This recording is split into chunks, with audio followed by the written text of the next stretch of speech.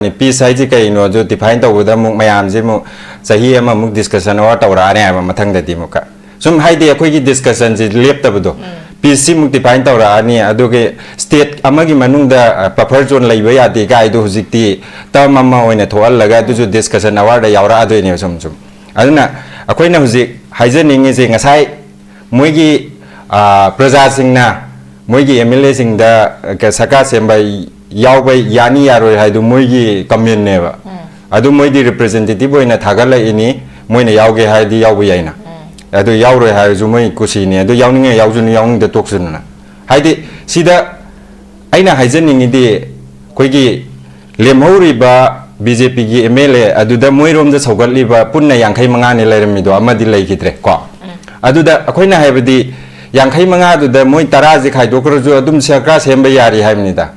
BJP Saka Semba Haitaba Saka did not table. Mamanga Koyi 2000 Akoi Manipur Gizu 2017 election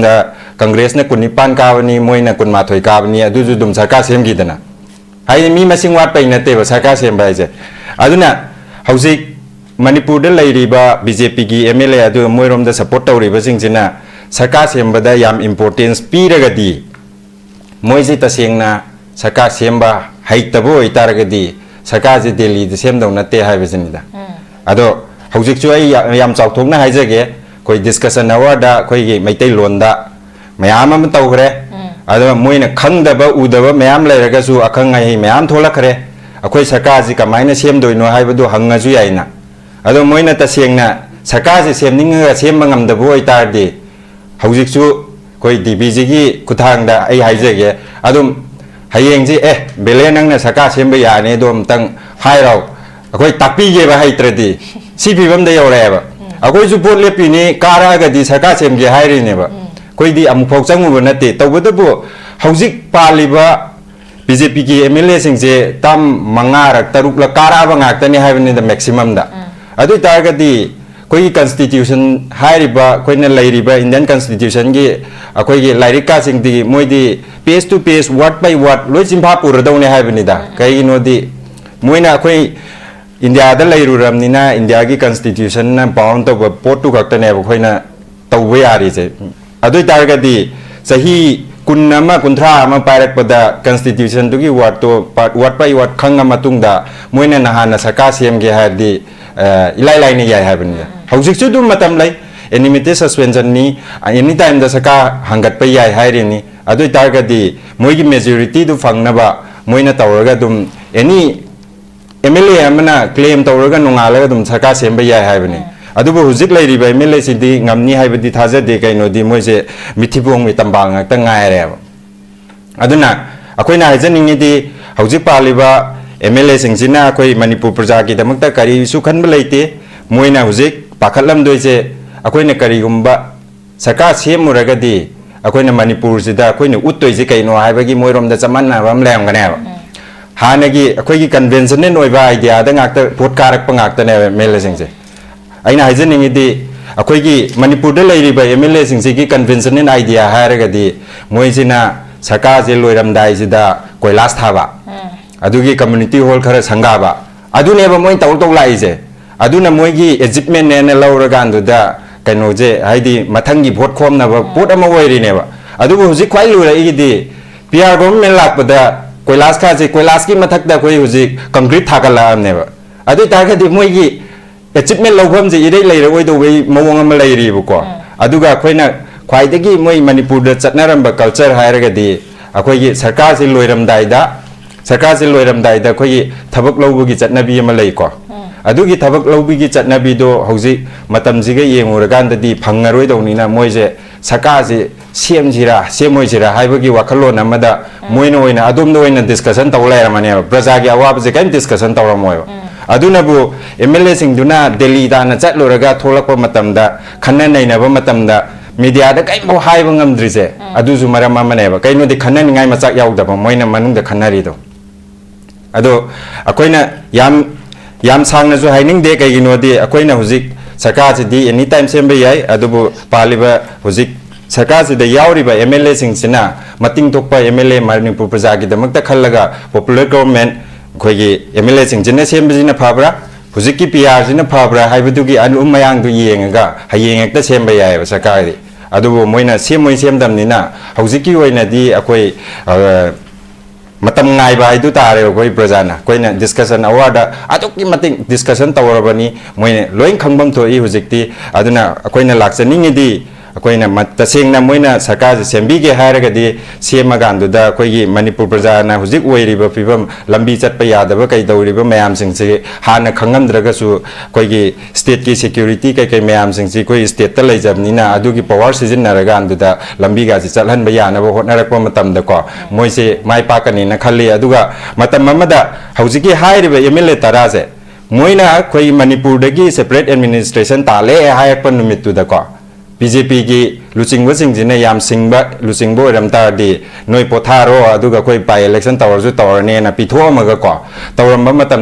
Manipur थोलइब political party अम्बो हिंगोइदोने BJP न दुम rule तवरइगरदोने अदुबो हौजिकती अखोइना चिंगनबीरिजे मथंगी इलेक्शन दा बीजेपी से मयोन चोंगलकिद्रा चोंगलओइद्रा हाइदो मोइना दुम डिसाइड तौजरनेबा कैगिनोदी ngसाइगी मोइरोम दा चांस मयाम मांगरे अदुगा लाइरिक हाइबा एमएलए मयाम अमा यावरी लाइरिक हाइतबा एमएलए मयाम अमा यावरी तौबदबु मोइना प्रजागी खलक्तबा अदुगा मिथिबोंग मितंबाल ओइगिबदुना अखोइगी हौजिकसे अखोइगी वरि सनाख्रबा मतुंगदा पीस हाना पुरकनबा होनाखो हाबिगी वफोंग कोसु फोंदोरकपा फॉर्मेशन ऑफ गवर्नमेंट से होय ममी शामगी पोर अमकसु लाकपगी कंडीशन अमसु लैरि अदुबो हारिबा गवर्नमेंट सेम्पंग हानगी आसादा चखिबने दुबो आसा से कायरगा हलकपगी पोर अमकसु लैरि दुबो कुकी सिंगा one day heta wari shana ki boy ki pot ama khaksu lere adubo hariba 14 da mifam da makhoshi yaw ki bani matam du da hogi separate administration ki wafam pukhat ki basu laite adudi makhoi singna maite MLA singa hana unaba yadana unadana leramba do hariba mifam du da yaw ki bani na makhoi shu government am sembagi pot da makhoi shu yading bagi pot ama khakta so koina uba yabagi fibam am khasu lai bani adubo loi khraba matung da mu kuki human rights council na mu hariba government formation to matam da mako yaw yaro have gi poram ko sulai kuki MLA singi site gi madugi wafom ta phone to pasulai te oza kale pa thambi ki ba ko gi ko to ITF mamang da yamna thongna phagi bane du hadak se tumin adum lai ki gi poram ko sulai adu itardi kuki human rights council sina kuki loi pa represent to rabra ITLF ko to tumin lai khri se gari gi na be question ko sulai oza mai ta meaning an mada example na mo ku khurumjari ngasi topic se sum khannadra su yaraba topic ngaktani adu sum hanjin khanna lai ko khoja adu tasengna hargadi kuki MLA singna saka semba yauni yauro je yauninga yaujunu yauning da tokjun kai daka legi sibo haidi akoi gi saka semba ji jati da base tawgadora sini koi na ni se haidi moi legislature mayam humpu du gi marak tu da oiningba jati oirak ba yai ba koi gi india gi constitution da koi Churachandpur चलगा vote लेपुब याई कार highway वानी मोगी अना tribal होरमगदी कुमरी चापसेटोदा हाइदी मागी constitution ने पीरिबा right मयामदो अदुई मतुंगी ने येंगदी जातिदा बेस तौरगा सरकार सेंदो नते हाइबनिदा अदुना कोइना ख्वाइदिंग इदी मोइसे दिल्ली दा थेंगांग के आरक चले अदुना कोइगी मणिपुर की पॉपुलर गवर्नमेंट से कोइना डिफाइन तौबदा हुजिकती अनि थोलकले हाइदी पीआरजी जु पॉपुलर गवर्नमेंट नि सेंटर ने चलाइबा हाना लेरमी दुसु बीजेपी ने चलाइबा पॉपुलर गवर्नमेंट ने मतम दुदसु इरांग थोकिबा लोसेनबा ngamdre हौजिकसु कंता लोसेनबा ngamdre अदुना ngarang na han chalubduda MLA budi maming panningdre adu moi haise manungda kari khannagi ge na media mayam omjilla hangba matamda koi BJP gi MLA mayam gi phamin naraga akoi gi development da peace lak na ba khanna nei na bani peace ti already lak le kaino Khanna चाहिए तौद्रे चंथोक चंजिन यादे हाइवानी piece हाइजी कईनो जो define तौबदा मुक मयाम जे मु सही अमा मुक discussion वा तौराने हाइबा मथंगददी मुका सुम हाइदे अखोइगी डिस्कशन जे लेप्तबदो पीस सि मुक डिफाइन तौरानी अदुगे स्टेट अमागी मनुंगदा बफर जोन लैबा यादे गाइदो हुजिकती तम अमा ओइना थोअलगा दुजु डिस्कशन अवार्ड यावरा अदोइने सुम सुम अदुना अखोइना हुजिक हाइजनिंगे जे ngसाइ मोइगी प्रजा सिंगना मोइगी MLA सिंगदा सका सेंबा यावबा यानी यारो हाइदु मोइगी कम्युन नेबा अदु मोइदी रिप्रेजेंटेटिव ओइना थागला इनी मोइना यावगे हाइदि यावबा याइना अदु यावरो हाइजु मोइ कुसिने अदु यावनिंगे यावजुनु यावनिंग द टोक्सुना हाइदि सिदा आइना हाइजनिंगिदि कोइगी लेमहौरिबा BJP gi MLA aduda moirom da sogaliba punna yankhai manga ne lairamido amadi laikidre ko aduda akoina haibadi yankhai manga aduda moi taraji khai dokroju adum sarkar semba yari haibnida BJP ji saka semba haitaba saka din natte ba ko mamanga khoi 2000 akhoi Manipur gi ju 2017 gi election da Congress na kunipan ka bani moina kunma thoi ka bani adu ju dum saka sem gi dana hai mi masing wat pai natte ba saka sem ba je aduna haujik Manipur da lairiba BJP gi MLA adu moirom da support tawriba singchina saka sem ba da yam importance pi raga di moiji ta sengna saka semba haitabo itaraga di saka ji Delhi da sem dong natte hai bisinida ado haujik chu ai yam chau thok na haijage koi discussion hour da koi gi maitai lon da mayam am tawgre ado moina khangdaba udaba mayam lairaga su akhang ngai mayam tholakre akoi saka ji kamaina sem doino haibadu hanga ju yaina ado moina ta sengna saka ji semninga sem mangam da boi tardi haujik chu koi DBG gi kuthang da ai haijage adum hayeng ji bele nang na saka semba ya ne dom tang hairau akoi takpi ge ba haitradi si bibam da yore ba akoi ju bot lepi ni kara ga di saka sem ge hairi ne ba koi di amu phok chang mu na te tawbada bu haujik paliba BJP gi MLA sing je tam manga rak taruk la kara ba ngak tani haibani da maximum da adu tar ga di koi constitution hairiba koi na lairiba Indian constitution gi akoi gi lairika sing di moi di page to page word by word loi chimpha pur dawne haibani da kai no di moina akoi India da lairu ramnina India gi constitution na bound to pot to gakta ne ba khoina tawwe yari je adoi tar ga di sahi kunnama kunthra ama pairak pada constitution tu gi word to word by word khanga matung da moina nahana saka sem ge ha di ilai lai ni yai haibani haujik chu dum matam lai enmity suspension ni anytime da saka hangat pa yai hairi ni adoi targa di moigi majority du phangna ba moina tawraga dum any MLA amana claim tawraga nungala dum saka semba yai haibani adubu hujik lai riba MLA sidi ngamni haibadi thaja de kaino di moise mithibong mi tambang ngak ta ngai re aduna akoina hajaningi di haujik paliba MLA singchina akoi Manipur praja ki damakta kari su khanba leite moina hujik pakhatlam doise akoina kari gumba saka semuraga di akoina Manipur sida akoina uttoi je kaino haibagi moirom da chamanna ram lem gane ba hanagi akoi ki convention ne noiba idea da ngakta vote karak pangakta ne MLA singche aina hajaningi di akoi ki Manipur da lairiba MLA singche ki convention ne idea haraga di moisina saka je loiram dai sida koilas thaba adugi community hall khara sangaba adune ba moi taw taw lai je aduna moi gi achievement ne ne lauraga andu da kaino je haidi mathangi vote khom na ba vote ama wai ri ne ba adu huji khwai lu ra igi di PR government lak pa da koilas kha je koilas ki mathak da koi huji concrete thakala am ne ba adu ta ga di moi gi achievement lawham je irei lai ra oi do wei mawong ama lai ri bu ko aduga khoina khwai da gi moi Manipur da chatnaram ba culture hairaga di akoi gi sarkar se loiram dai da sarkar se loiram dai da khoi thabak lawbugi chatnabi ama lei ko adugi thabak lawbugi chatnabi do hauji matam jiga yenguragan da di phangaroi dawni na moije sarkar se sem jira semoi jira haibagi wakhalon amada moina oina adum do oina discussion tawlai ramane praja gi awab je kan discussion tawramoy aduna bu MLA sing duna Delhi da na chatloraga tholakpa matam da khanna naina ba matam da media da kai mo hai bangam drise adu ju maram amane ba kaino de khanna ningai machak yaw da ba moina manung da khanari do ado akoina yam sangna ju haining de kai gino de akoina hujik sarkar ji di anytime semba yai adubu paliba hujik sarkar ji da yauri ba MLA sing sina mating tokpa MLA Manipur praja gi damakta khallaga popular government khoi gi MLA sing jina semba jina phabra hujik ki PR jina phabra haibudu gi anu mayang du yengaga hayeng ekta semba yai ba sarkar di adubu moina semoi semdam ni na hujik ki oina di akoi matam ngai ba idu tare koi prajana koina discussion award atukki mating discussion tawrabani moine loin khangbam thoi hujikti aduna koina lakchaningi di koina tasengna moina sarkar sembi ge hairaga di semagandu da koigi Manipur prajana hujik oiriba pibam lambi chatpa yadaba kai dawriba mayam singse hana khangamdraga su koigi state ki security kai kai mayam singse koi state ta leijabnina adugi power season naraga andu da lambi ga chalhan ba yana ba hotnarakpa matam da ko moise mai pakani na khalli aduga matam amada hujiki hairiba MLA taraje moina koi Manipur dagi separate administration tale hayakpa numittu da ko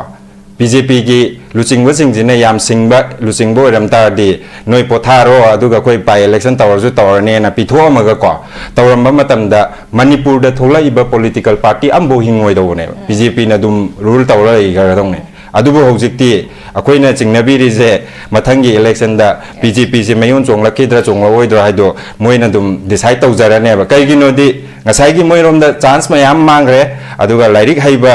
MLA मयाम अमा यावरी lyric हाइतबा MLA मयाम अमा यावरी तौबदबु Moina प्रजागी खलक्तबा अदुगा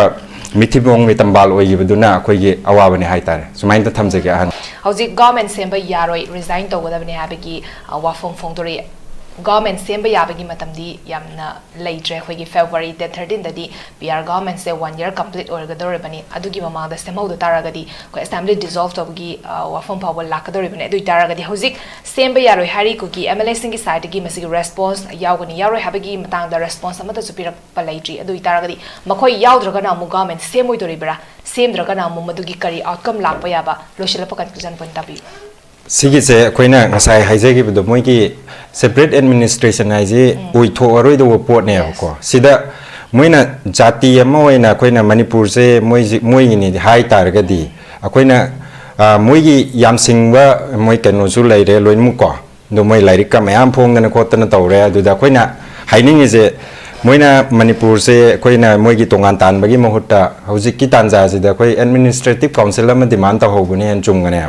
हाइबदी separate administration दी फंगबदु ममंग मंगाजु फंगारोइदो अदुबो अखोइना हाइबदी administrative council अमा सेमहौरगांदुदा अखोइ मणिपुर से जाति मयामनि कुंथ्रागा मंगा तरुक नि लैजिको अदुदा हाइरिबा अखोइना जाति मयाम सिंगदुदा हुजिक मी लिसिंग अमा सुदबा जाति जु मयाम यावरिको अदुइ तारगदी मोइना हाइजे मैतैना कुकी वोट पीरे हाइबने असेंगबदी मोइना अखोइ वोट लेनेबा अदुबो अखोइजि साउद्री अदुगा हुजी हाइरिबा पोचिदा कइनो हागांदा एडमिनिस्ट्रेटिव काउंसिल नत्रगा अपर हाउस अमा सेम तारगदी मोइगी जाति गुदिंगमक्तगे मी अनि रिप्रेजेंटेटिव ता ओइना थोला मतुंगददी मोइगी कइ तौरे मोइगी अवाबदो अखोइ जाति जिंगिना अवाबदन सिनी अदुगा अखोइ जाति मी यामगेरा यामोइरा अखोइ मैतैजे मी लाख 35 मुक्ने हाइरे सिदगिसु मी अनि दंग खंगतपिबा अखोइ याम पिकपा जाति पुरुम हाइरोनिको मी जात्रुका कुनमरी खक्ता ngaire हाइ मोइजेको अदुई तारगदी मोइरोमदे जो रिप्रेजेंटेटिव अनि लाकपा अदुमाइन तौरगा असेंबली कॉन्स्टिट्यूएंसी हुमपुजिदगी मी अनि नि लागा अपर हाउस अमा सेमगा मोइगी आइडिया सिंग दु तारा मतुंगदा मोइ मथंग मथंग पुखतपा याइना अदुमदा डिमांड तौरमगदी मोइगी डिमांड जे चुमेन लौनेबा कइनोदि अदुगा मोइना हुजिकि प्रजा सिंगसिने खंगदबा मयाम अमा लैरिसे मोइजो एक्सपोज तौराने न कीबेनेबा अदो तसिंगना कुकी सिंगदी सिदा इम्फाल द मोइ लम मयाम लैदना तौरिबा खो तौरिबा मयाम सिंगसे कोइ मैतै कनाना मोइरोमदो ओलुगेने कै मोट पलैति मोइरोमना नोंगोता खन्नागिबा लैते चैनागिबा लैते अदुइ महुत्ता कोइ मैतै मसेनदे थांग पाइरा यानरिने मोइरोमदा यालुबा लैते लम हेंजले अदु तौइना अदुगी जु मतक्ता कोइगी एनी स्टेट गवर्नमेंट द ट्राइबल गी रिजर्वेशन को स्टेट गवर्नमेंट ओइरो लाइक तंबम ओइरो ट्राइबल गी रिजर्वेशन 31 30 रिजर्व तौ लेरमनी सिदा कोइना मोइरोमदो ओटपीरिजे करम एंगल द नो हाइबनिदा अदुना सिगी नरेटिव से ओंथोकनारगांदुदा असेंगवैनि मोइना खोय ओलेने खोइना नोंगता चिंगदा लम लैरुगी याबा नते मोइगी रिजर्वेशन दु कोइना लौरुगी याबा नतेबा अदुबो सिदी मोइना तौगेना तौबनी लमहेनबनी अदुबो हाइरिबा लमहेनबसिंगसे कनाना कंट्रोल तौनी हाइरगांददी अखोइगिसु असेंबली हाइबम लैरिदना सरकार हाइबम लैरिदना सिदा मतिंग थोकपा कोइ मणिपुर की दमकता खनबा जाति मयाम से पुन्ना कोनसिलगा लैबा ngamदोबा लीडर सिंग खलकपा दरकार लै अदुना कोइना अपील तौनिंगेदी सिगुम्बा थौदोक मयाम सिना कोइजे पारा अमा ओइना ओइरगा कोइ सही अनिगे थानि पान हेंजिलाबा इरांग से लोइजु लोइसिनदे सरकार जु सेमदे अदुना कोइगी प्रजा सिंग सिगी कोइगी हानदगी हिस्ट्री लैजब मणिपुर से अमुका अनौब हिस्ट्री सेमगांदुदा तुंग कोइना लैमिनरिबा जाति मयाम सिंगसे पुन्ना पुबा ngamगदौबा लीडर अमा खलौसे हाइबगी तांजा दु लोमिनासे हारगा मतासिदा टेंशन सके ओके याम नुगाइसे याम फजन थंबिख्रे कोइगी Kuki will not take part in Manipur government formation. Hariba Kuki Human Rights Council na Fogdoriba statement si masigi matungda habitare Kuki Singi Saitigi Kuki MLA Singi Saitigi masigi response amata pirak pasulai tri adubo makata na kari tawrapage habidi yeng batari aduga mako yaw draga na amu government ꯁꯦꯝꯕꯁꯤ ꯑꯩꯈꯣꯏ ꯊꯦꯡꯊꯒꯗ꯭ꯔꯥ ꯅꯠꯇ꯭ꯔꯒ ꯁꯦꯝꯕ ꯉꯝꯃꯣꯏꯗ꯭ꯔꯥ ꯍꯥꯏꯕꯒꯤ ꯑꯩꯈꯣꯏꯒꯤ ꯃꯁꯤꯒꯤ ꯃꯇꯥꯡꯁꯤꯗ ꯑꯩꯈꯣꯏ ꯄꯨꯟꯅ ꯌꯦꯡꯃꯤꯟꯅꯕ ꯇꯥꯔꯤ ꯍꯥꯏꯕ ꯋꯥꯐꯝꯁꯤꯒ ꯂꯣꯏꯅꯅ ꯉꯁꯤꯒꯤ ꯗꯥꯏꯂꯣꯒꯀꯤ ꯊꯧꯔꯝꯗ ꯃꯄꯨꯡ ꯐꯥꯍꯟꯕꯤꯕꯒꯤꯗꯃꯛꯇꯁꯨ ꯑꯣꯖꯥ ꯕꯦꯂꯦ, ꯑꯣꯖꯥ ꯀꯪꯂꯩꯄꯥꯜ ꯑꯃꯗꯤ ꯄꯥꯕꯨꯡ ꯈ꯭ꯋꯥꯏꯗꯒꯤ ꯃꯅꯤ ꯊꯥꯒꯠꯄ